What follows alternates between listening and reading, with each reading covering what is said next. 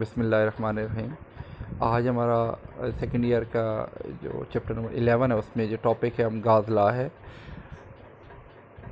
Gauze law इससे पहले हम जो टॉपिक हम पढ़ चुके हैं उसमें हमने इलेक्ट्रिक फ्लक्स पढ़ा था। इलेक्ट्रिक फ्लक्स के हवाले से हमने जो रिवाइज अगर मैं करूँ तो हमने पढ़ा था कि इलेक्ट्रिक फ्लक्स जो होता है वो dot product of electric intensity ई और वेक्टर एरिया ए होता है, और बाद में हमने electric flux through close surface पढ़ा। तो आज के जो हमारा टॉपिक होगा उसमें हमने जो electric flux through close surface है उसको एक्सप्लेनेशन के साथ पढ़ना है, तो वो काफ़ी हेल्पफुल होगा आपके पिछले टॉपिक के हवाले से भी। अगर आप कोई कमी पेशी रह गई है तो उसको भी आप आसानी से अंडरस्टैंड कर लेंगे। सबसे पहले हम इलेक्ट्रिक फ्लक्स से हट के बात करें कि हमारा जो हमारा टॉपिक है जिससे बात की है हमने गाज़ लॉ। तो गाज़ लॉ बेसिकली क्या होता है? तो गाज़ लॉ ये उसी साइंटिस्ट के नाम से जिसने ये पेश किया, जिसका नाम कार्लोस फ्रेडरिकस गाज़ था, जर्मन साइंटिस्ट है।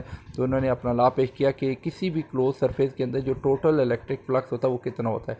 तो उसकी बिना पे उन्होंने कहा कि गाज़ लॉ के मुताबिक ये है कि इलेक्ट्रिक फ्लक्स जो होता है ये किसी भी क्लोज सरफेस के अंदर जो है ये क्यू ओवर एप्सिलॉन नॉट के बराबर होता है। यानी क्यू जो उसके अंदर चार्ज, जो भी क्लोज सरफेस के ऊपर चार्ज रखा हो जाएगा, और एप्सिलॉन नॉट मीन जो मीडियम होगा। इसके अलावा और किसी बात पर डिपेंड नहीं करेगा, यानी कोई शेप पे नहीं डिपेंड करेगा। आप जो मर्ज़ी क्लोज सरफेस रख ले, आप स्फेरिकल ऑब्जेक्ट रख ले, आप एक जो है वो क्यूब रख ले, व्हाट्सएवर जो शेप इरेगुलर क्लोज सरफेस रख ले, आप हर दफ़ा देखेंगे तो इलेक्ट्रिक फ्लक्स एक जैसा ही आएगा, और that is equal to Q over epsilon naught. मतलब जो चार्ज उस पर डिपेंड करेगा और जो मीडियम है उस बात पर डिपेंड करेगा। तो ये हम बात आगे प्रूव करने जा रहे हैं। उसी तरीके से जिस तरह हमने लास्ट टॉपिक के अंदर हम डिस्कस भी पहले कर चुके हैं कि अगर हमारे पास एक क्लोज सरफेस है और उस क्लोज सरफेस के अंदर इलेक्ट्रिक फ्लक्स कितना होगा, तो आज के दिन भी हम यही डिस्कस करते हैं कि लेट से हमारे पास एक क्लोज सरफेस है और क्लोज सरफेस में जो सबसे सिंपलेस्ट शेप है वो हम लेते हैं सफ़ियर। तो आप देख रहे हैं कि यहाँ पे एक क्लोज सरफेस सफ़ियर की फॉर्म में लिया और जिसके सेंटर में चार्ज क्यू मौजूद है, और ये जो चार्ज है ये हमारे पास ये सेंटर वाला चार्ज क्यू है। तो यहाँ हमारे पास जो चार्ज क्यू है आपको पता है इसकी इलेक्ट्रिक इंटेंसिटी या इलेक्ट्रिक लाइन ऑफ फोर्स हमेशा आउटवर्ड निकल रही होती हैं। तो यूँ जो ये हमारे पास जो एरो है, बिगर एरो, ये इलेक्ट्रिक इंटेंसिटी को इंडिकेट कर रही है। और हमने इलेक्ट्रिक फ्लक्स इस टोटल के टोटल चार्ज का पूरे के पूरे सरफेस के ऊपर स्टडी करना है। इस पूरी की पूरी बात को स्टडी करने के लिए हम यूँ कर लेते हैं कि जो हमारे पास क्लोज सरफेस है इसको छोटे छोटे पैचेज में डिवाइड कर लेते हैं। हमने याद रखिएगा पैचेज को इस तरह डिवाइड करना है कि वहाँ इलेक्ट्रिक फील्ड हर जगह पे जो है वो कांस्टेंट रहे। तो उसके लिए एक आसान सा तरीका है कि उसका सरफेस जो है वो काफ़ी आपके पास बिल्कुल प्लेन होना चाहिए। एक बात तो ये है, और दूसरी बात है वैसे भी चार्ज बिल्कुल सेंटर पर रखा हुआ, तो यकीनी बात है चार्ज का जो फासला हर सरफेस से चार्ज का जो फासला है वो इक्वल टू रेडियस। तो उस बना पे आपको पता है कि जो हमारे पास इलेक्ट्रिक इंटेंसिटी की जो वैल्यू होती है that is equal to E is equal to K Q over R square होती है। तो क्योंकि हमारे पास सारी की सारी जगह पे क्यू भी सेंट्रल चार्ज एक ही है और रेडियस जो है वो सबका सब सरफेस का एक जैसा होगा, तो इलेक्ट्रिक इंटेंसिटी हर जगह पे एक जैसी होगी। और हम इमेजिन करते हैं कि ये जो हमारे पास सरफेस है इनका नाम delta A1, delta A2, delta A3 up to 100 रख दिया है। फिलहाल आपकी जो डायग्राम है उस डायग्राम में मैंने सिर्फ एक ही सरफेस को शो किया हुआ है, that is equal to A। तो अब हम यूँ करेंगे कि हमने जितने भी हमने सरफेस बनाए हुए हैं पूरे के पूरे सरफेस के ऊपर टोटली छोटे छोटे पैचेस बना दीजिएगा, जिस तरह मैंने पहले भी बात की थी, जस्ट लाइक अ फुटबॉल। जैसे फुटबॉल के ऊपर ब्लैक और वाइट पैचेस बने होते हैं, तो इस तरीके से आप छोटे छोटे बारीक पैचेस इतने हों कि वहाँ पे इलेक्ट्रिक फील्ड जो है वो यूनिफॉर्म रहे। अब हम इलेक्ट्रिक फ्लक्स पहले सरफेस से निकालते हैं। तो फ्लक्स का फार्मूला हमने पहले ही पढ़ा हुआ है, ई डॉट डेल्टा ए होता है। तो यहाँ पे हो जाएगा पहले surface E dot delta A1 हो जाएगा। डॉट को रिमूव करेंगे तो कॉस थीटा, और हमारे पास ई और ए के दरमियान एंगल 0 बनेगा। अगर आपको कहीं इसमें प्रॉब्लम हो कि ई और ए के दरमियान एंगल 0 कैसे बनेगा, तो उसके लिए एक सिंपल सी बात है कि अगर हमारे पास चार्ज क्यू है तो क्यू चार्ज से इलेक्ट्रिक लाइन ऑफ फोर्सेस हमेशा बाहर जा रही होगी। तो जो भी सरफेस लेगी उस वहाँ पर जो भी लाजमी बात है जो लाइन ऑफ फोर्सेस वो बाहर जा रही है वो इस सरफेस की अगर हम बात करेंगे तो यहीं से बाहर जा रही है, तो इसका एरिया भी यहीं से बाहर होगा, दोनों एक ही तरफ होंगे। अगर आपने इस एरिया को सिलेक्ट किया यहाँ पे एरिया, तो चार्ज के इलेक्ट्रिक इंटेंसिटी यहाँ से इधर जा रही है, जबकि इस एरिया की डायरेक्शन भी यहाँ से इधर जा रही है। तो हर एरिया पे अगर आप ये वाला एरिया सेलेक्ट करते हैं तो इलेक्ट्रिक लाइन ऑफ फोर्सेस तो यहाँ से बाहर जा रही हैं, जबकि एरिया भी यहाँ से बाहर जा रहा है। तो मतलब एरिया मीन वेक्टर एरिया। तो ऐसी सूरत हाल में किसी भी जगह से सरफेस एरिया अगर आप सेलेक्ट करेंगे तो ऐसी सूरत हाल में आप हर जगह पे आप यही देखेंगे कि ई और ए के दरमियान जो एंगल है वो हमारे पास 0 ही बनेगा। तो यूँ हमारे पास E1 डेल्टा A1 आ जाएगा।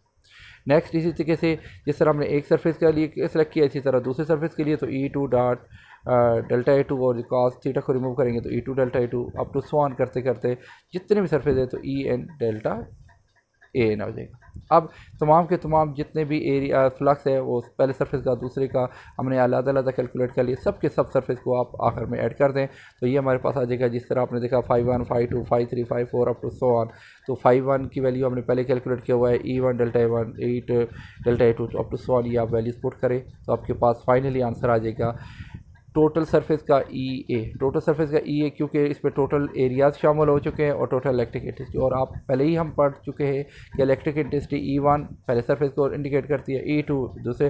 तो क्योंकि तमाम के तमाम सरफेस चार्ज से इक्वी डिस्टेंस पे हैं तो इस बिना पे इलेक्ट्रिक इंटेंसिटी तमाम के तमाम सरफेस पे एक जैसी होगी।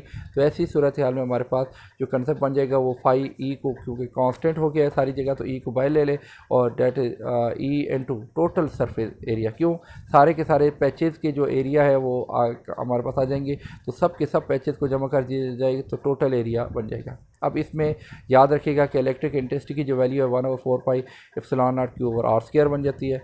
और अगर हम उसकी बात करें एरिया, टोटल एरिया, तो टोटल एरिया क्या हमारे पास आ जाएगा, यानी अगर आप देखें यहाँ पे इलेक्ट्रिक इंटेंसिटी की वैल्यू होगी तो ये बीच में साथ क्या आ जाएगा डेल्टा ए। तो total delta A mean area of the close sphere, जो भी हमारे पास स्फीयर आ जाएगा, क्योंकि इस वक्त हमने स्फीयर लिया हुआ तो ये हमारे पास स्फीयर, और हमें पता है कि स्फीयर का जो टोटल एरिया होता है वो होता है हमारे पास 4 पाई आर स्क्वायर। तो ऐसी सूरत हाल में अगर हम वैल्यूज़ पुट करें टोटल, तो हमें पता है कि जो हमारे पास इलेक्ट्रिक टोटल फ्लक्स की वैल्यू हो जाएगी, ई की वैल्यू पुट करनी है हमने, और साथ साथ डेल्टा ए टोटल एरिया की वैल्यू पुट करनी है, जिसकी बिना पे हमारे पास फाइनल आंसर आ जाएगा हमारे पास ये वाली। अगर आप इस इक्वेशन को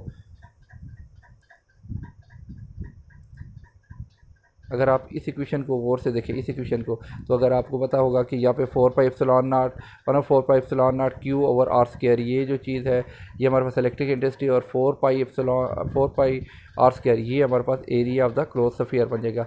और आपको नज़र आ रहा है यहाँ पे जो हमारे पास 4 पाई से कैंसिल हो जाएगा, आर स्क्वायर से कैंसिल, और finally phi is equal to Q over epsilon naught, और क्यू जो चार्ज हमने दरमियान में रखा, एप्सिलॉन नॉट जो है मीडियम है। तो ऐसी सूरत हाल में आप देख रहे हैं कि जो इलेक्ट्रिक फ्लक्स है वो किसी भी बात पे डिपेंड नहीं कर रहा, मास वाई जो चार्ज हमने सेंटर में रखा और एप्सिलॉन नॉट जो मीडियम है।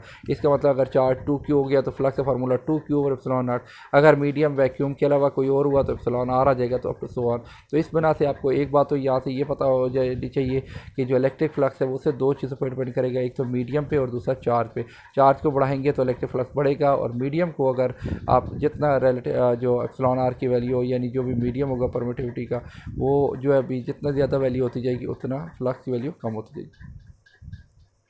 अब इसके साथ ही अपनी गाजलाब वो तो हमने क्लोज सरफेस, और वो भी सिंपलेस्ट में लिखा कि हमने एक स्फीयर ले लिया। अब हमारे पास एक और हम क्लोज सरफेस ले लेते हैं जो कि इरेगुलर शेप का है, और उसमें एक चार्ज नहीं बल्कि बहुत सारे चार्ज रख लेते हैं। आपने डायग्राम में आप देख रहे हैं कि इसमें एक जो है हमारे पास एक तो हमने सरफेस इरेगुलर ले ली, और साथ साथ हमने देखे Q1 Q2 Q3 Q4 up to so on charges ले लिए। तो मतलब डिफरेंस है, ताकि हम चार्जेस की तादाद को भी बढ़ा रहे हैं और साथ साथ हम अगर सरफेस को भी चेंज करें तो ऐसी सूरत हाल में क्या होगा। तो उसी तरीके से जिस तरह अभी आपने एक बात पढ़ी है कि अगर हमारे पास एक चार्ज होता तो उसका फार्मूला था Q ओवर एप्सिलॉन नॉट, तो क्योंकि हमारे पास यहाँ पे चार्जेस ज़्यादा हो गए तो क्या हो जाएगा हमारे पास, इस लिहाज से Q1 के लिए अलग फ्लक्स निकाल, Q2 के लिए अलग निकाल लेंगे, Q3 के लिए अलग, Q4 up to so on. तो Q1 के लिए जो फ्लक्स आ जाएगा वो हमारे पास हो जाएगा Q1 over epsilon not, Q2 के लिए हो जाएगा Q2 ओवर एप्सिलॉन नॉट, तीसरे के लिए हो जाएगा Q3 ओवर एप्सिलॉन नॉट, और अप टू सो ऑन। अगर हम कैलकुलेट करना शुरू कर दें तो टोटल जो फ्लक्स होगा वो हमारे पास क्या हो जाएगा कि पहले वाले चार्ज का फ्लक्स, दूसरे वाले चार्ज, सबके चार्ज के फ्लक्स, और ये हमारे पास ये इक्वेशन आ जाएगी Q1 over epsilon naught plus Q2 over epsilon naught plus Q3 over epsilon naught to so on that. अब इसमें आप देख रहे हैं कि 1 ओवर एप्सिलॉन कॉमन है, तो ये हमारे पास Q1 plus Q2 plus Q3 और अप टू सो ऑन आ जाएगा, और 1 ओवर एप्सिलॉन नॉट करके टोटल जो हमारे पास चार्ज है वो सिग्मा QI, यानी टोटल भी जितना भी क्लोज सरफेस के अंदर चार्ज क्लोज किया हुआ है। तो यहाँ से भी अगर आप फार्मूला देखें तो वही सेम टू सेम फार्मूला बन जाएगा Q ओवर एप्सिलॉन नॉट। तो ये बेसिकली मैथमेटिकल फॉर्म है गाज़ लॉ की, जो कि स्टेट